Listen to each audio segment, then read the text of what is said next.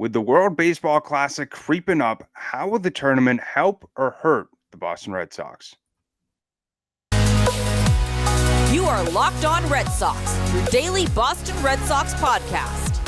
Part of the Locked On Podcast Network, your team every day.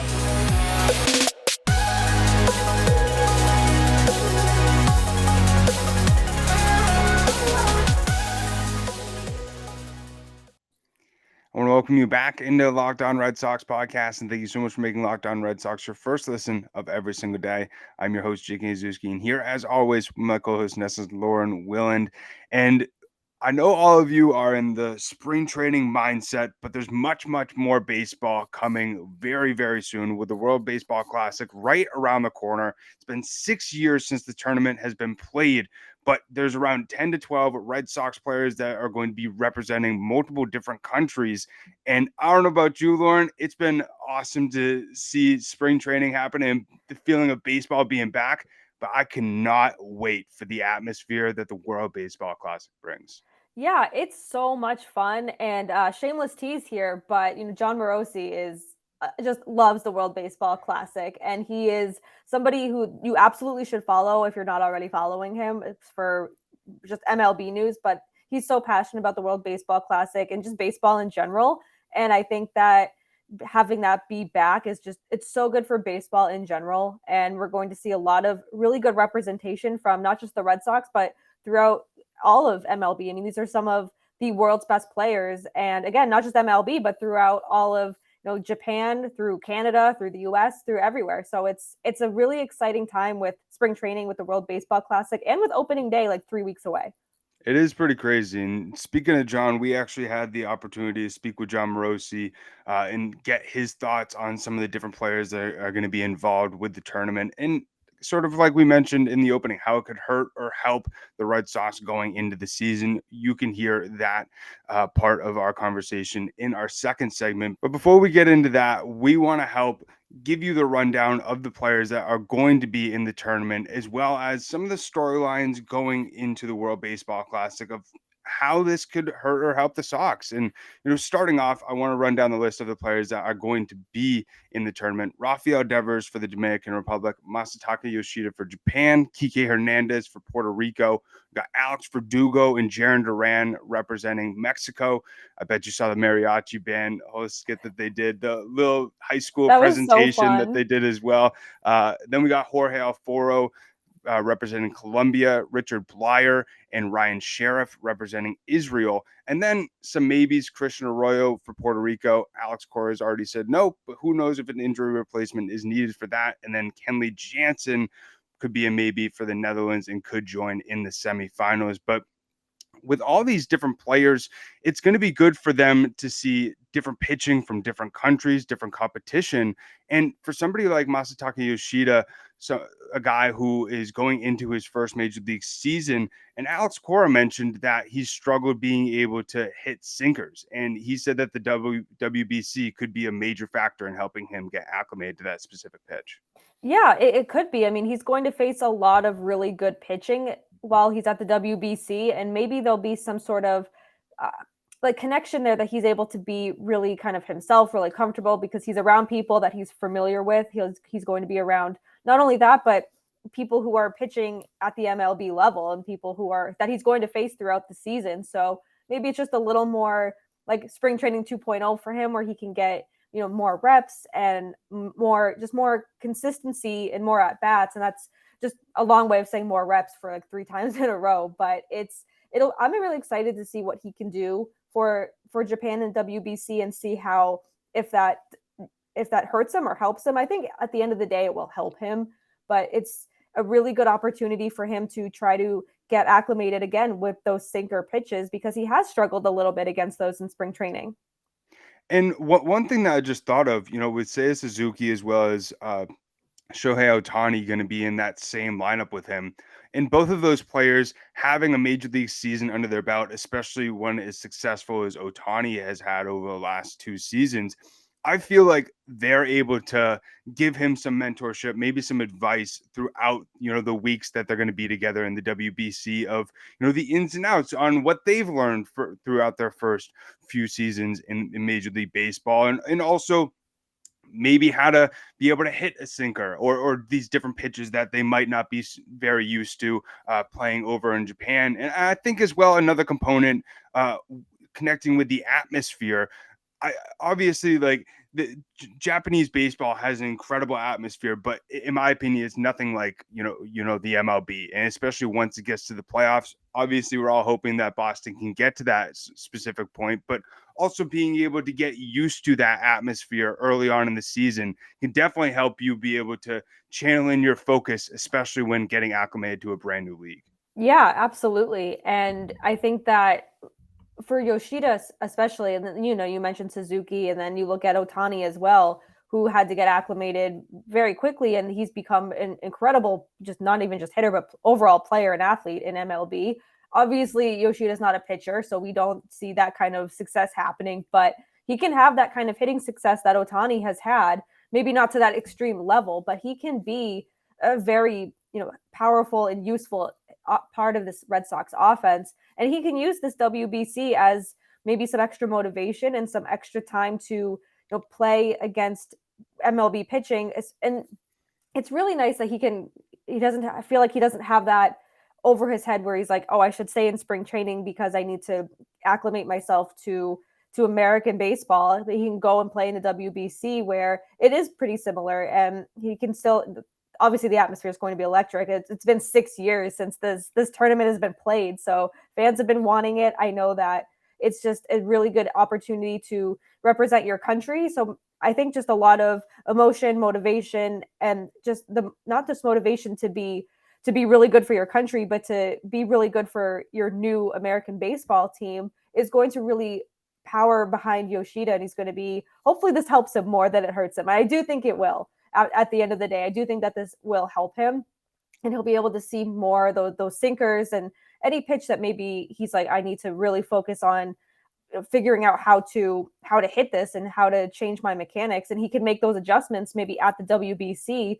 so he's not really struggling throughout the regular season. And there's going to be ups and downs for him, 100%.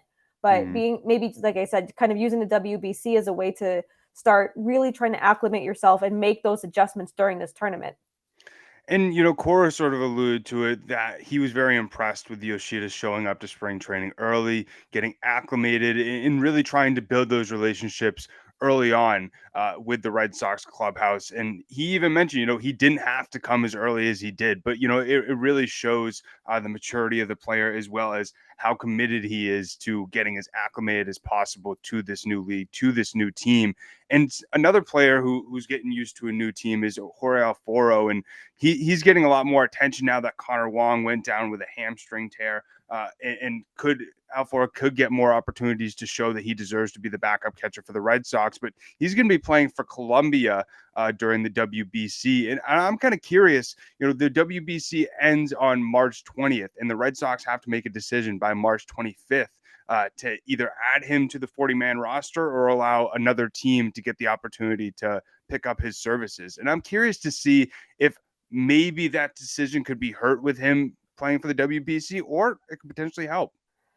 Yeah, it's interesting with Alfaro because he was kind of a dark horse to make this roster. We talked about that, and then Connor Wong suffered the grade 1 hamstring strain. So it could have been much worse for Wong, but it's looking like he's going to start the season on the IL. And then it kind of becomes, well, he has options for AAA. Can we just kind of put him in Worcester if Alfaro if he's impressing in spring training, if he does really well in the WBC and comes back and he's just ready to go? And it's also like, it's March 5th when we're recording this. How much time? And there are catchers out there, yes, but you have what you have right now. If he's impressing you enough and he's becoming this, this force, not necessarily force, but a serviceable catcher who can serve as the backup either until Connor Wong gets back, or maybe he's, this X factor all of a sudden where he starts the season really hot and you're like, all right, let's keep this guy here. But I don't think him being in the WBC will hurt that March 25th deadline or anything. I think that it really depends too. I mean, that's 20 days from now. How will Connor Wong progress between now and then? Will Alfaro be, again, continue to impress? Because we've said that Alex Cora is taking the 26 best players from spring training into opening day. Obviously, they're already dealing with some injuries to some players, and Connor Wong is one of them. But this is why they signed someone like Alfaro, to give him the chance, low risk, high reward kind of contract, where it's all right, like, we'll give you till this date to figure out what we're going to do with you. And they still have, I mean, they can, obviously we're going to have a lot of eyes on the WBC, so they'll be looking at him and seeing how he's faring over there in the tournament. But I think at the end of the day, I think his chances of making this roster just got a lot better due to an unfortunate circumstance. But this could open up a really big door for him to start the season with the Red Sox. And what we've seen early on has been impressive from Alfaro. Not only the energy that he's exuded, but he's also looked good at the plate. Struggled a little bit still defensively, but I'm curious, like you mentioned, to see how that higher level of competition could really help him out in the WBC. And somebody else that I think who could use some help with the higher competition in the WBC to continue sort of the upward trajectory that he's having currently is Jarren Duran. A lot of people have been talking about his new stance, his new presence during spring training thus far. He has yet to strike out, which is very interesting to see. He's done a great job offensively thus far, but I think as well, you could also look at maybe the lower level of competition that he's gone up against in spring trainings. There's not a lot of teams who, put out some of their best pitchers or best starters out there. And it's a lot of the time, especially early on, minor league players just getting innings in, getting some work in. So then the major league teams able to see what they got. But, in the WBC, it's all about winning every single game. And so I think with the higher level competition, especially pitching wise, that he's going to go up against, I think that could really help him ultimately be a lot more well-rounded hitter, and especially prepare him really well going into the season.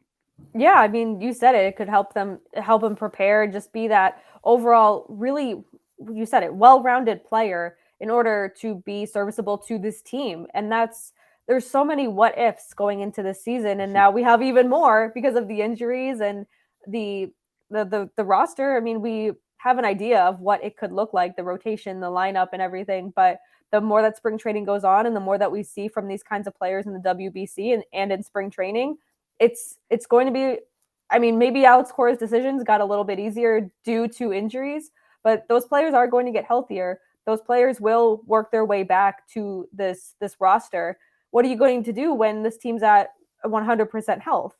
So it's going to be a lot of fun to see the next few weeks, especially between the WBC, between the rest of spring training, to see what these guys who have the chance to make this roster, what they can really, really do, whether it's for their country or whether it's in Florida for the Red Sox. And you mentioned it, especially with all the injuries that are happening currently with the Red Sox, knock on wood and cross our fingers that more injuries don't start to come up through Yeah, no kidding. Players playing in the WBC and ultimately really hurt the Red Sox and put them in a tough position, not even, going into the season yet. Pretty crazy that they're already starting to see a lot of guys go down early on. But we're going to go into our conversation with Jon Morosi and hear some of his thoughts on how the WBC could help or hurt the Red Sox. But before we get into that conversation, Lauren just wants to talk to you about Built Bar. I love Built Bar. I was panicking this morning, just in a rush, just completely, my day was just a mess, and I didn't have time to eat breakfast, but I did have time to eat a Built Bar. They're this delicious treat, but they don't have all the calories that a candy bar does. And if that's something you're looking for, then you absolutely need to try a Built Bar. It's March. Spring is on the way. I know I have a vacation coming up next month, and the holidays, maybe we're still feeling some of the effects from the holidays, and a lot of the resolutions, either you are just already, your balls to the wall, you're killing it with your resolutions, or maybe you've fallen off the wagon a little bit and with eating healthy or going to the gym. But Built Bar does help you stay on track when it comes to eating healthy, because with Built Bar, healthy is actually tasty. And they can do this because all of their Built Bars, including their Built Bar Puffs, are covered in 100% real chocolate. And there are a ton of flavors. There's churro, there's peanut butter, my personal favorite, cookies and cream. We know how much I love cookies and cream. I would take a bullet for cookies and cream. And every bar tastes like a candy bar. They have great macros, 130 calories, 4 grams of sugar, and 17 grams of protein.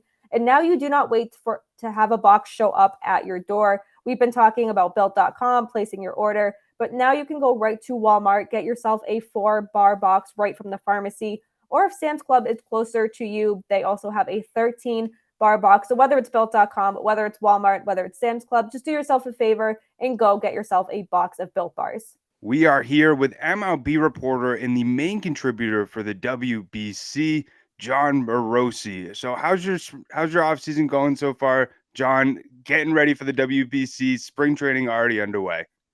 Thanks, Jake. Love being here with you. Appreciate the invitation to be on the show.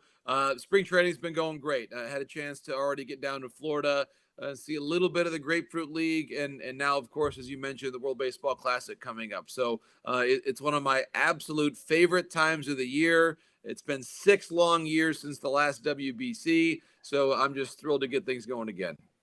Everyone who follows you knows how passionate you are about the WBC and how much it can bring to the sport of baseball. And these players get to represent their home countries. And it's just a really good moment for these players. And especially there's a lot of representation from the Red Sox this season, from any team really. But specifically for the Red Sox, do you think the WBC could help or even hurt some players as they prepare to leave for the tournament? Yeah, Lauren, it's a great question. I think that it's going to help the Red Sox in particular. I think that the tournament means so much to someone like Kike Hernandez, and for him to be able to play for Puerto Rico. I know obviously there's still a lot of discussion about where exactly he'll play, principally for the Boston Red Sox and, of course, for Team Puerto Rico as well. But I think for someone like Kike, who has a lot of international experience, that playing with his national team and being around his friends and his teammates there will get him locked in even more so than he typically is. So for me, I think it's going to be a big boost for him. Kenley Jansen, we know his long career with the Dutch national team, originally beginning as a catcher. And I love the story. My colleague, Rich Walt, who I'll be working with during the course of the Classic, loves to say that in 2009, when the Netherlands had the big upset win over the Dominican, that Kenley Jansen at that point in time was a catcher. And that at that point, he was still preferring the Dutch pronunciation of his last name, which was, of course, Kenley Jansen. So you had Kenley Jansen, the catcher, now Kenley Jansen, the closer. What a rich and extraordinary baseball life he's had. And I know he'll have a huge impact for the Dutch team as well. And you brought up Kike, and he's been an early favorite to be looked at as the leader in quotes for the Red Sox going into this season. And we've seen him mainly have experience at shortstop early on in the Red Sox spring training. But in my mind, I think he'll probably play center field with Francisco Lindor slide in that shortstop position. I'm curious, if you think him playing that center field position, not fully being able to prepare at shortstop, could maybe impact his performance to begin 2023? Jake, it's a fair question. I think that in the case of Kike, he prides himself on being an athlete, first and foremost. He loves playing in the middle of the diamond. And so while you're right, he'll probably take a week plus a couple weeks away from playing shortstop on a daily basis, I'm sure he'll still be getting his work in during batting practice. He'll still take ground balls. And he's someone that really values what he's able to do at multiple defensive positions. And when you say to Kike, and Alex Cora probably knows him better than anybody else in the baseball world, there's obviously a very good trust there. But he also knows what animates him as a person. And so if he's going to tell Kike, go play, have fun, represent your country, represent Puerto Rico, and then make sure that you get your work in a little bit here and there on ground balls. I know Kike in his own mind has a lot of motivation to prove to people that he can play shortstop on a daily basis. I know that I've had communication and exchanges with Kike about his preparation to play shortstop and how proud he is of being able to do this. So I think from his perspective, he is so motivated and so intent on showing the baseball world that he can be an everyday shortstop, that if he's got to play center field for a couple of weeks, that to me is not a significant impediment for him. He's going to come back to Red Sox camp and prove that he can do this, because I really believe, Jake and Lauren, that he's been doing a lot of his offseason work along those lines of playing shortstop. So I think he's ready to go and feeling great about his defensive contributions there for the Boston Red Sox in 2023. Yeah, we've talked about Kike and how just an incredible athlete he is, because he was signed to the Red Sox to be that second baseman, and then they put him in center field, and it's like he's been there his whole career. So that's the motivation. Obviously, I think we know is there with Kike, and especially you noted that the motivation for to prove to people that he can be this everyday shortstop, and with Kike and people like Yoshida and Alfaro also going to the WBC, and the big thing now going into 2023 is these rule changes for MLB, the pitch clock, the bigger bases, but the WBC is not adopting those for this tournament. Do you see that having any impact, or will it just kind of be, we got to get used to it for spring training, a couple weeks without it, and just kind of get right back into our routine with these new rules?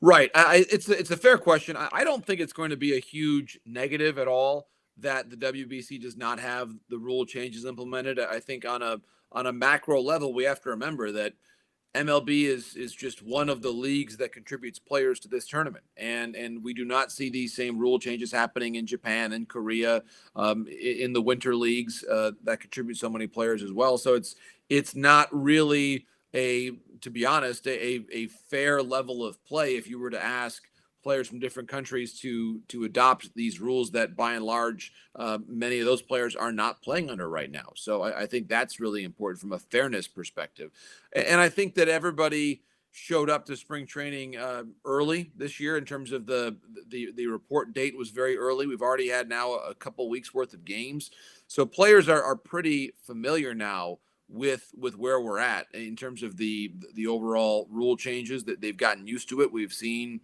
some violations, but not an abundance of them. I think players have been aware of where the rule changes are. They've sort of tested their own boundaries and limits for a pitcher, how many times you can shake before it ends up being an issue of getting the pitch off on time. So I think that it's been a really productive first week and a half or so of games, and I've been pretty pleased with what I've seen. And I think overall the players have been too. I think there's with anything in life, we've gotten used to playing baseball in a particular way for a long time, and now this is a pretty significant change, but it's a significant, manageable change. This is something that the best players in the world can find a way to adapt to, and you're already seeing the incredible results. There are some scores of games that are 10-8, 9-5, 9-6 that in the past would have been 3-hour and 45-minute marathons are now 240, 235. It's a better product. And I think at the end of the day, we're going to see a more entertaining, more fluid, better product later in the year that I believe will be a tremendously positive impact for the growth of the game. I saw a 20-second strikeout yesterday and, Yeah. and couldn't believe it. I felt like I was dreaming. But Lauren brought up Masataka Yoshida, and he's a guy who has had a lot of excitement going into the Red Sox spring training. And when you and Matt Vasgersian spoke about the Red Sox around a month ago, you mentioned that the Red Sox put a lot of stock in Yoshida, and for him to be able to perform and fill in that outfield position as effectively as we saw him in Japan and being compared to, the Juan Soto of Japan. He's sort of struggled a little bit early on being able to hit against sinkers and sort of acclimate so far to major league pitching. But I'm curious how you think, he'll be able to use the WBC to continue to prepare himself for first major league season, as well as get used to that sinker pitch. No, it's a fair question, Jake, and I think that certainly for Team Japan, he'll face a lot of high-end pitching. That's a very tough group that Japan begins in. Team Korea, very good pitching staff there, I would expect. And then as he gets further and further into the tournament, which I would expect Japan to reach the semifinals at the very least, he'll be facing high-end pitching from Venezuela, from the Dominican Republic, from Team USA, but potentially Team Mexico, depending on how everything breaks down. So he'll see some very, very good pitching during the course of the tournament, to where I would not at all, if I'm a Red Sox fan, be worried about the caliber of pitching that he's facing. He'll face really good pitching, and he'll do so in an environment where he has the support of his teammates. I really think that when you consider where you're at overall in an offensive perspective, who you're around, who you're bouncing ideas off, who is there to support you, those are all really important aspects of the mental approach of a hitter, the mental confidence of a hitter, that I think that actually Yoshida will benefit from that. being around friends and teammates and colleagues that he's played with for a number of years now on the Japanese national team. So I think it's going to be a really positive aspect of his acclimation to Major League pitching. The adjustment's going to be real, certainly, but we have to remember that patience is part of this. And where I think the Red Sox, this is a very interesting season for them. It's not going to be fair for the Red Sox and their fans, and I don't think the organization is doing this at all, to say, well, we don't have Bogaerts any longer. Yoshida, you need to basically produce the way that Xander did. Like that's just not really a fair expectation.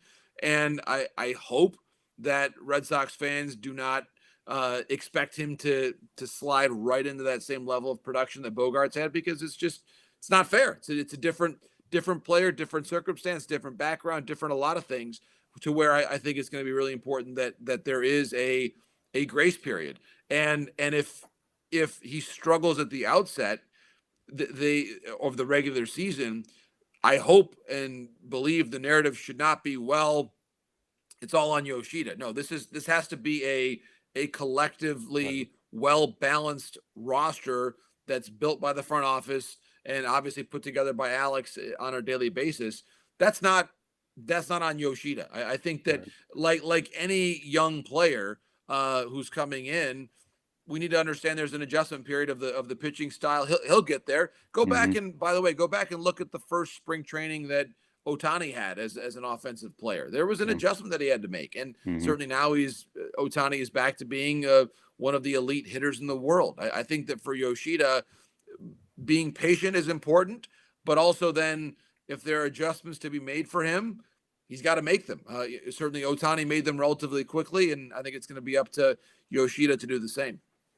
Yeah, I completely agree with you, and especially, the $90 million that the Red Sox gave to him. That's something that I mentioned, around a week or so ago, especially with how sort of critical Boston fans are of the specific players and their favorite teams, just giving a little bit of grace period, like you said. And then you also, bring into the equation of Arroyo slide in at second base for Trevor Story, Kike Hernandez, going into shortstop. But, the two words Lauren and I have said throughout this offseason and leading into this season is there's a lot of potential. There's also a lot of what ifs, but greatly appreciate you taking the time today, John. And for anybody that, wants to stay updated with everything that's going on, not only with the WBC, but with everything that you're reporting on for MLB Network, where can they find all that? Yes. So we're on Twitter at Jon Morosi, JONMOROSI, and we'll be on Hot Stove through the balance of this week. Still on between 9 and 11 a.m. live, and then all of our coverage during the course of the World Baseball Classic. You can tune into MLB Tonight as well on MLB Network. So a lot of great coverage there to come from my colleagues and I all around the world, which is going to be really exciting to watch and follow the tournament as it begins this week. I love being able to say those words. The tournament starts this week. It's going to be so much fun to watch the 5th edition now of the World Baseball Classic. I love it. Can't wait to see it, and can't wait to see all the amazing work that you do throughout the next few weeks. Appreciate it, John. We hope that you did enjoy our conversation with Jon Morosi and got to get a little bit of insight on what to look forward to going into the WBC regarding some of the Boston Red Sox players that are going to be participating. But before we get into our third and final segment of the episode, I just want to talk to you about LinkedIn. So these days, every new potential hire can feel like high stakes wager for your small business. You want to be 100% certain that you have access to the best qualified candidates available. So that's why you have to check out LinkedIn Jobs. LinkedIn Jobs helps you find the right people for your team faster and for free. And I don't know about you, I bet Lauren agrees with this. LinkedIn is a great way not only to network, but also to find lots of different jobs. And it's the perfect way to do both, in my opinion. When you apply for your job, you're able to go right there, connect with somebody on LinkedIn, talk a little bit about the job, get a little bit of an understanding on what to look forward to specifically with that position. But over on LinkedIn Jobs, with any small business that you might be running or any business that you're running, they have all the tools that you need to be able to get a fast hire quickly. And you can also add your job in the purple hashtag hiring frame to your LinkedIn profile to spread the word that your company is hiring. They have simple tools like screening questions to make it easy to focus on candidates with just the right skills and experience so you can quickly prioritize who you'd like to hire. LinkedIn Jobs helps you find the qualified candidates to talk to faster and easier. Post your job for free at linkedin.com/lockdownmlb. That's linkedin.com/lockdownmlb to post your job for free. Terms and conditions may apply.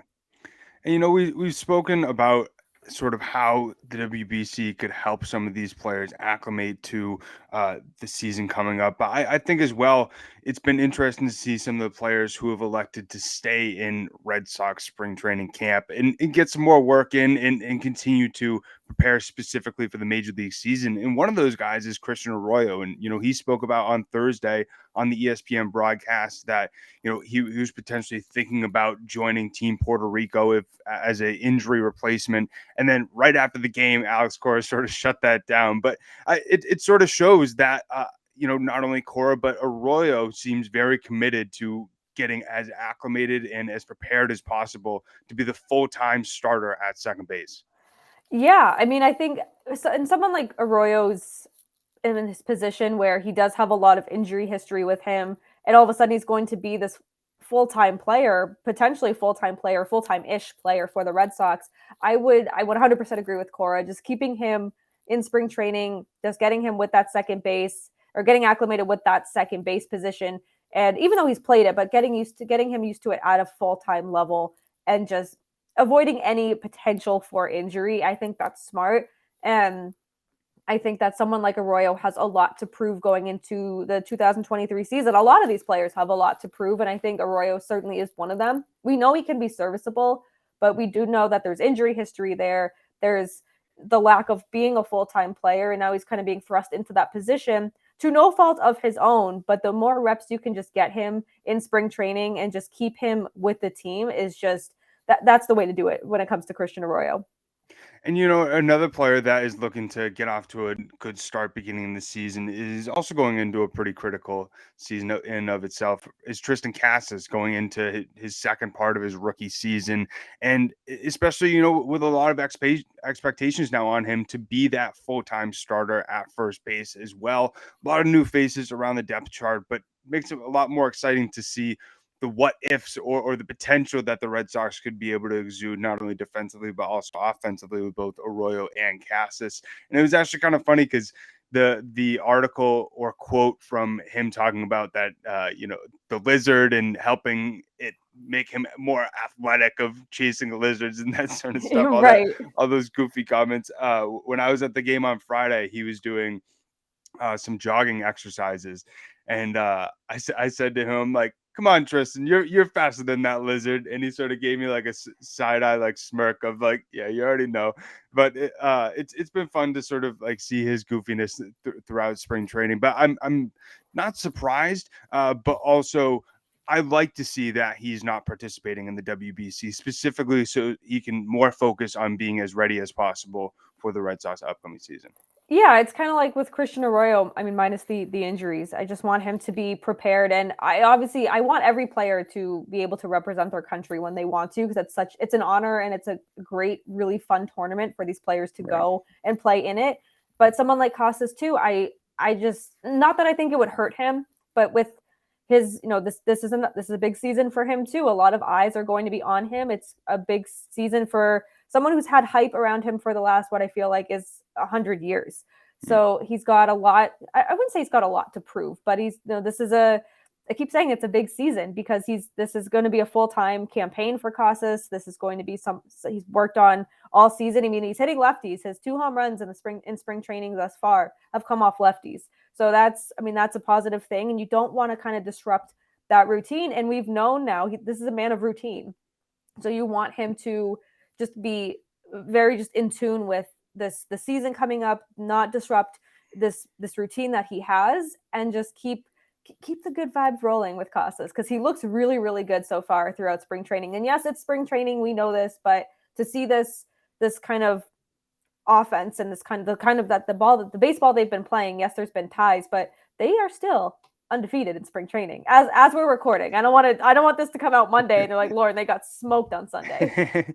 And when I was down there, you could really see the confidence of specifically Casas. And I would also be curious if he did end up playing for Team Puerto Rico, if he would have to drastically change his routines, but he won't have to worry about that. So it's also going to be interesting to see how some different players are able to slot in for at these different positions for these players who are playing for the WBC. And players like Ceddanne Rafaela or Bobby Delbeck are able to get more action at these different positions and show that they, for Dalbec, belong on the major league roster and deserve another shot. And then for Rafaela, that he's what is advertised as an up and coming player and could be slotted in potentially as some sort of position later down the line, maybe during, September call-ups, or if there's an injury that occurs. But, specifically for Rafaela, I did find it interesting that he was selected to play for the Netherlands, and similar to Cassis, elected to focus more on spring training with the Red Sox. And I believe for him specifically,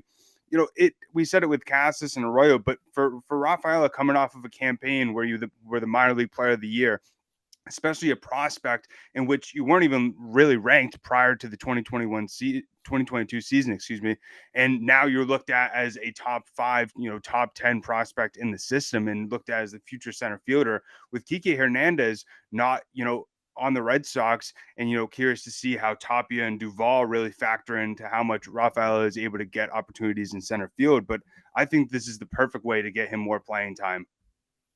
Yeah, I think it's going to be really good for him. I still think that he'll be a September call-up, especially like with Rafaela. You just don't want to rush anything. He could be absolutely just tear the cover off the ball for all of spring training, for the beginning of the season, but let's just keep developing him. He had a very, very good season last year, and he's got, again, a lot of hype around him. Prospects don't always work out. So I don't want to rush him. I love what I've seen so far from him. And then even with Dahlbeck too, I mean, I keep saying it's a big spring training, but with the opportunity in front of him right now, there's no better time like the present than to prove that you do belong on this roster. I think he's got a big upward climb, and especially with the struggles that he faced last year, being in AAA and just never really finding that groove and finding that power that we saw in the second half of 2021. This is huge for him, and it's not going to be easy. And I think he knows it's not going to be easy, but the next few weeks are going to be a lot of fun to watch from Dahlbeck and Rafaela too, because I mean, yes, there's a never say never, but Rafaela could make the opening day roster. I don't think he's going to, because I do want that development in AAA, and I just want him to, assuming he's going to start in AAA. I just think that there's so much potential there with Rafaela that you don't want to you just want to take it as slow as possible until he's 110% ready to be at the MLB level.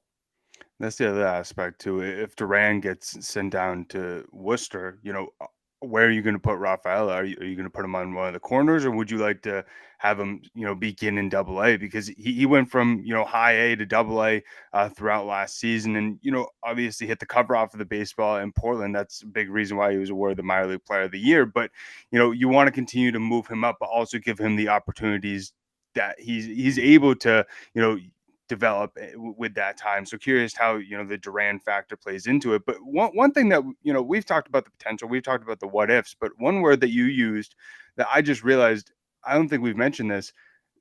Every player on this WBC at least list, outside of Devers and Blyer, and you could also say Kike too, but I feel like he's a little bit in this bucket as well, has a lot to prove. That word I think holds a lot of weight. With each of these players, they each have different things to prove. You could say with Yoshida, he belongs as a major league player. Hernandez, that he's able to play shortstop at a major league level. Alfaro, Duran, Verdugo, they all have a lot to prove to show that they belong not only on the Red Sox roster, but are able to contribute at a high level on a major league team. And then, you could also put, I think Jansen's out of that bucket. Obviously, a very solidified closer. But then Arroyo, can he play second base? Is he able to stay healthy? So I think that word prove it, or a lot to prove. I think that's very relevant for a lot of these players, not only going to the WBC for the Red Sox, but also on this current Boston Red Sox roster. But we're going to continue to keep you posted about everything that is happening with the Boston Red Sox throughout this spring training. Make sure to subscribe on on YouTube or wherever you listen to podcasts. We're posting 5 days a week. We want to thank you so much for making Locked On Red Sox your first listen of every single day. Now make your second listen Locked On Fantasy Baseball. Win your fantasy league by listening to Matt and Dom every day as they bring you the best fantasy draft strategies. You can find Locked On Fantasy Baseball wherever you get your podcasts and over on YouTube. Also, make sure to follow us over on Twitter. It's LO_Red Sox. Myself at Jake Iggy. And also Lauren, it's la 3 laws, Lauren with 4 R's. But we greatly appreciate everybody tuning in as always. We hope that you start your week off great, and we'll end it how we always end it. Keep the faith, and let's go Sox.